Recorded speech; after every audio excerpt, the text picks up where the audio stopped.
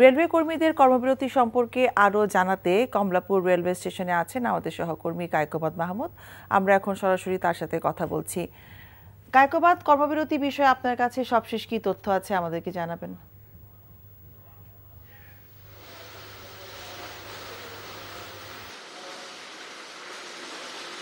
যেমনটি আপনি বলছিলেন, এখন পর্যন্ত কিন্তু কমলাপুর রেল স্টেশন থেকে সকাল থেকে কিন্তু একটি ট্রেনও ছেড়ে যায়নি।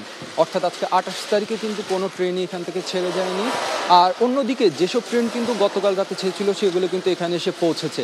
আর যাত্রীরা যারা অনেকেই এসেছেন তারা বলছেন যে তারা আসলে জানেন না, তারা একটু ভোগান্তিতে পড়েছেন। তাদেরকে বলা হচ্ছে যে টিকিট রিফান্ডের কথা যেটি বলা হচ্ছে সেটি হচ্ছে, আমাদেরকে স্টেশন ম্যানেজার জানিয়েছেন ট্রেনের নির্ধারিত সময়ের 1 ঘন্টা পর হলেই তারা রিফান্ডের জন্য এখানে টিকিট কাউন্টার থেকে নিতে পারবেন, অন্যথায় অনলাইনে আবেদন করে নিতে হবে।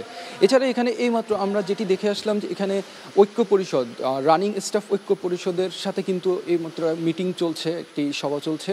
সরকারি যে একটি প্রতিনিধি দল এসেছে তাদের সাথে, তারা তাদের দাবি দাওয়া নিয়ে এখানে কথা বলছে। আর রানিং স্টাফ ঐক্য পরিষদ যেটি বলছে, তাদের দাবি পূরণ না হলে তারা এবার আর আন্দোলন থেকে তারা প্রত্যাহার করবে না। তারা বলছে এর আগে তারা 3 বার এই ধরনের আন্দোলনের ডাক দিয়েও তারা প্রত্যাহার করেছেন বিভিন্ন আশ্বাসের পরিপ্রেক্ষিতে, কিন্তু এবার তারা বলছেন যে লিখিতভাবে তারা না পেলে তারা আন্দোলন চালিয়ে যাবেন এবং যাদের দাবি না মানা হলে কোনোভাবে তারা এখান থেকে সরবেন না। আর তারা বলছেন যেহেতু এটা একটি দীর্ঘদিনের পথ পরিক্রমায় তারা এ ধরনের আন্দোলনে বাধ্য হলো, সেজন্য তারা আসলে বলছেন যে যাত্রীদের কাছেও তারা আসলে বলছেন যে তাদের আসলে কিছু করার নেই। তারা এইমাত্র যেটি আমাদের বলছেন আর কি, তারা বাধ্য হয়ে পথটি নিয়েছেন। তো সব মিলিয়ে এখন পর্যন্ত মানুষের ভোগান্তি আর একই সাথে রানিং কর্মচারীদের আন্দোলন দুটি চলছে একই সাথে। মিতা,